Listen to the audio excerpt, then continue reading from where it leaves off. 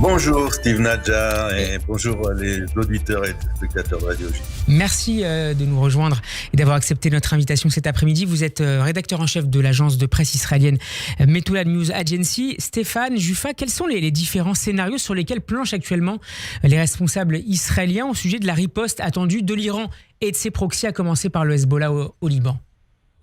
C'est surtout les Iraniens, Steve, qui planchent sur une éventuelle riposte, parce que nous sommes prêts, que ce soit au niveau défensif, au niveau du renseignement très important, et au niveau offensif. On sait ce qu'on va faire.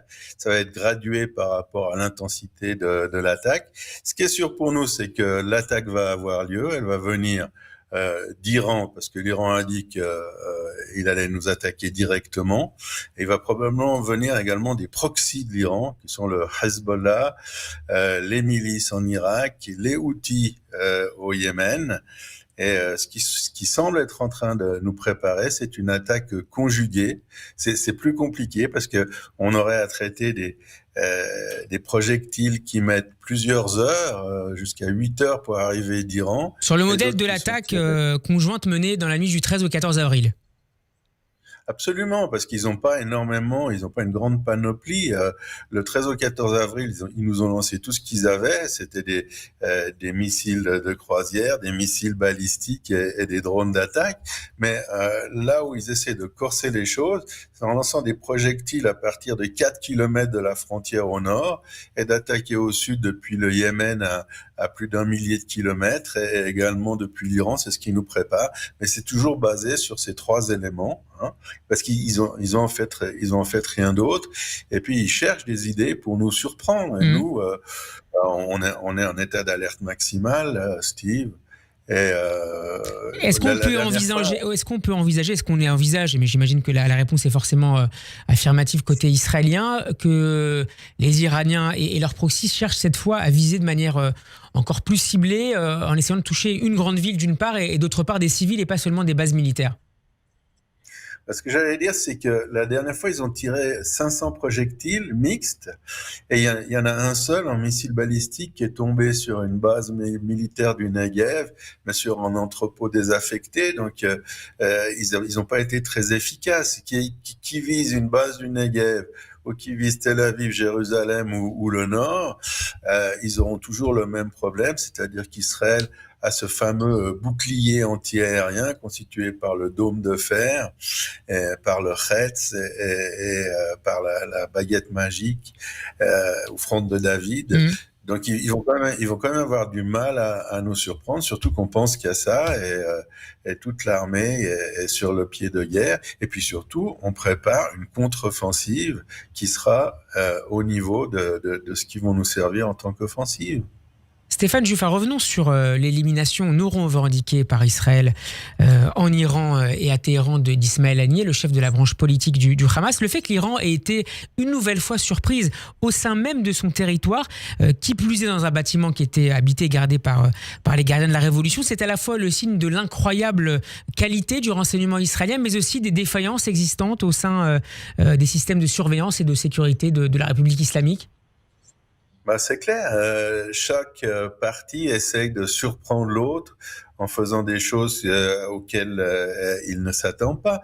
Et ce qui s'est passé avec cette double élimination de Fouad Chouker en plein Beyrouth, et quelques heures après, je crois 5h30 après, d'Ismaël Haniyeh, c'est une sorte d'hôtel, un hôtel réservé aux hôtes de marque des gardiens de la Révolution. C'est le cœur du système iranien, de la théologie iranienne, et il semble qu'on ait réussi à pénétrer. C'est pas la première fois, mais je pense qu'au niveau des éliminations d'individus, de personnel sécuritaire, ça doit être dans l'histoire l'opération chirurgicale la plus osée, la plus sophistiquée qui s'est faite.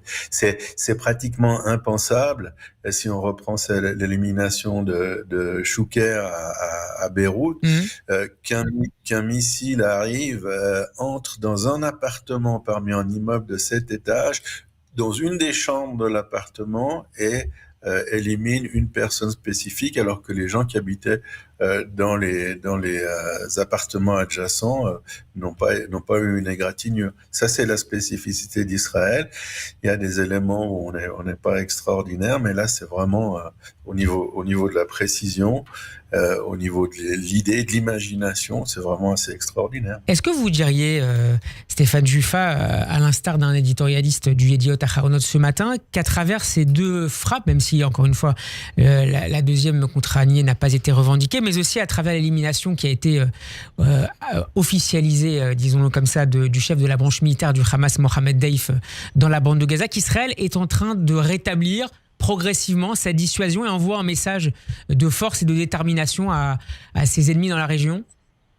C'est clair, vous imaginez dans la peau de Hassan Nasrallah ou dans celle de Khamenei ou d'autres leaders qui nous sont extrêmement hostiles et qui tuent des Israéliens. La première idée qui vous vient à l'esprit quand vous entendez parler de ces deux éliminations, c'est que ça peut vous arriver à vous aussi, qu'il n'y a aucun endroit, si on arrive à éliminer des terroristes en plein cœur de Téhéran, dans un hôtel des Passes d'Aran hyper protégé, ça veut dire qu'on peut éliminer qui on veut, pratiquement où on veut. Donc nos pires ennemis ont ça en tête. Ils doivent bouger souvent pour pas qu'on les repère. Ils doivent regarder dans tous les sens pour voir si ils reconnaissent un agent israélien. C'est une pression extraordinaire. Ça, c'est le point fort. Le point faible, c'est qu'au niveau stratégique, au niveau tactique, ça nous a pas avancé beaucoup. C'est-à-dire que ça n'a pas rapproché les réfugiés internes d'Israël de leur maison dans le nord vers la frontière. Ça n'a pas affaibli ni le Hezbollah ni l'Iran. Il n'y a rien de déterminant qui s'est fait avec ces éliminations. C'est purement, et comme vous l'avez dit, c'est une manière d'impressionner l'ennemi, de lui montrer que il est à l'abri nulle part. Maintenant, au reste, on aurait peut-être préféré, en tant que justement un de ces déplacés de la frontière nord, on aurait préféré quelque chose de plus tactique, même si à la place d'éliminer Haniyeh, on avait réalisé l'offensive des collines, c'est-à-dire que si Tsahal, par une incursion au Liban, avait réussi à prendre les collines qui sont de l'autre côté de la frontière, à partir desquelles il tire sur Kiryat Shmona, Metula, Avivi, Margaliot, etc., 24 localités, eh bien, si l'armée avait pris ces collines, ce soir, on aurait pu faire l'émission à partir de Metula, et je vous assure qu'on aurait été très satisfait de le faire. Donc, justement, j'allais venir. Est-ce que vous regrettez que le gouvernement israélien ait négligé de frapper plus fort et plus tôt contre le Hezbollah, qui n'a cessé de pilonner et de harceler le front nord, en particulier depuis le mois d'octobre dernier? Bien sûr. Ça fait 10 mois qu'il n'y a pas eu une incursion terrestre. Il n'y a eu aucun acte dans le nord pour nous permettre de regagner nos bâtiments, nos maisons. Et ça nous embête énormément.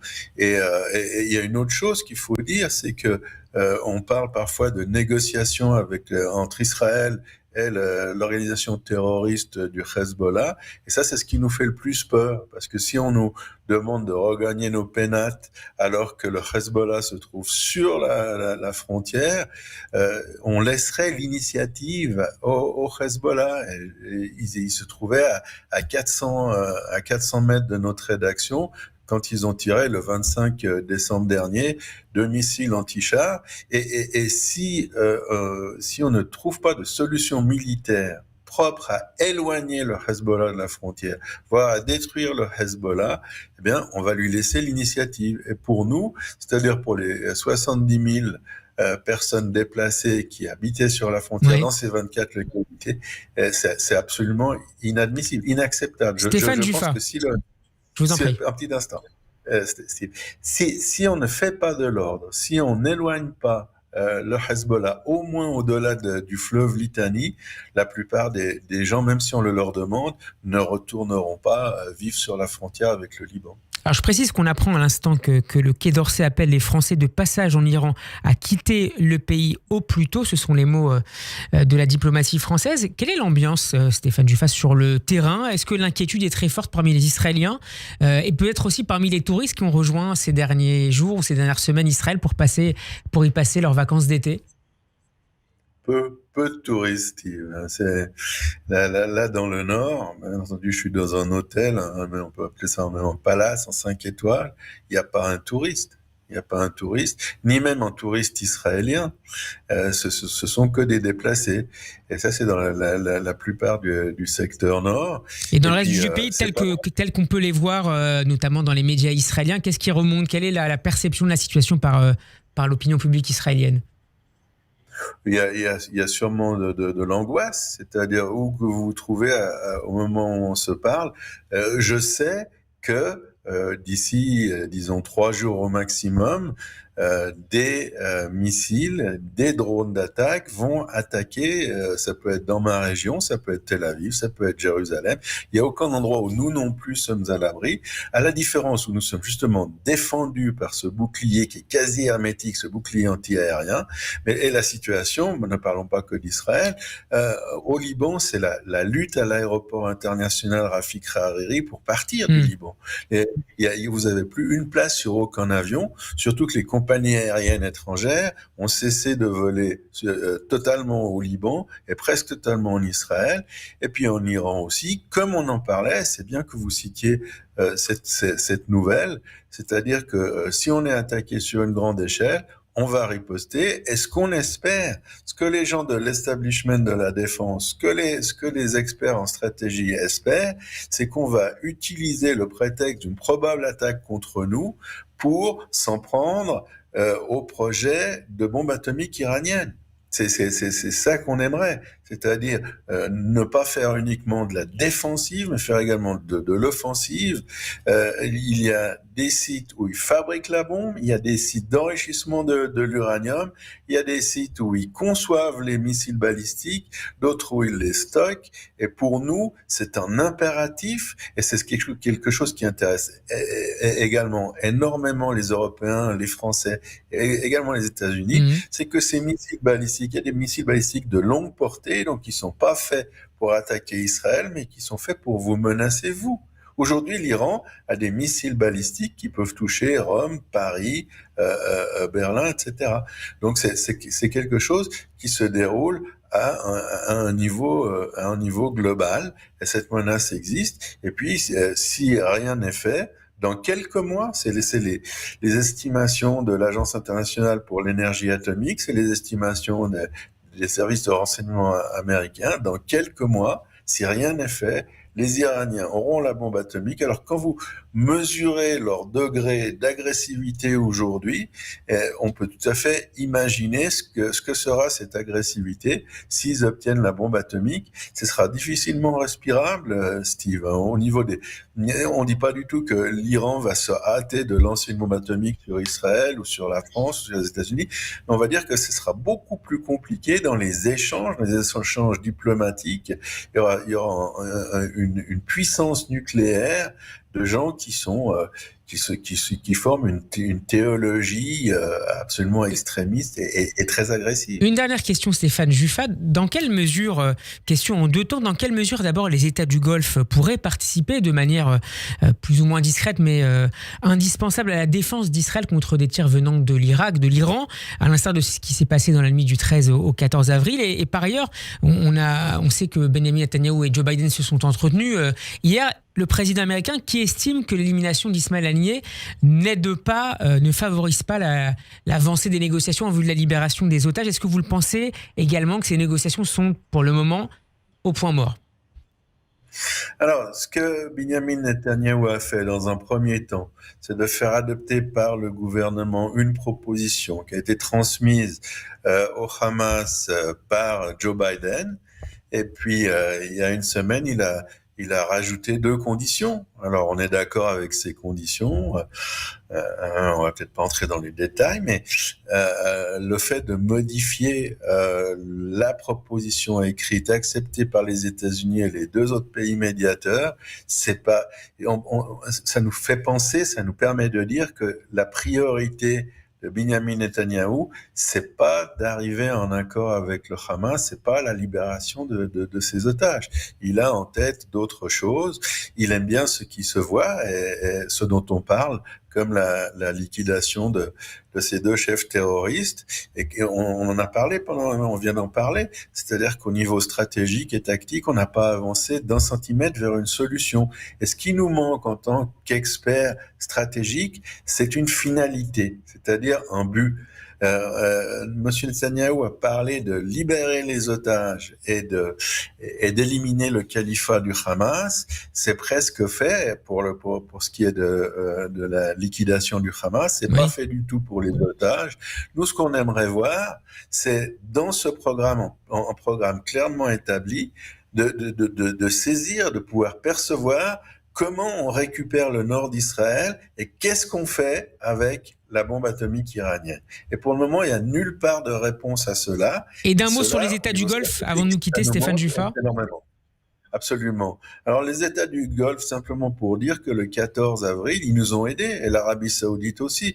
Le problème, lors de ces attaques, c'est pas les missiles, ce sont les drones d'attaque. Ils vont très lentement, mais il y en a énormément, il y en a des centaines.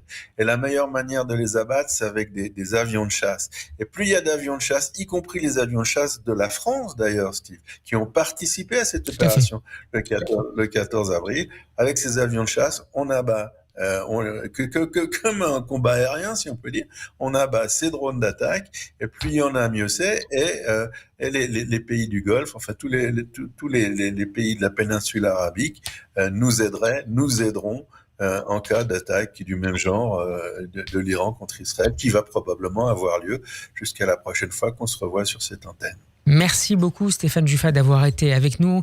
J'espère vous retrouver avec de bonnes nouvelles. Je rappelle que vous êtes rédacteur en chef de l'agence de presse israélienne Metula News Agency. Cet entretien est à retrouver en podcast sur radioj.fr et en vidéo sur notre chaîne YouTube. Shabbat Shalom et à très bientôt. Shabbat Shalom Steve et Shabbat Shalom aux auditeurs.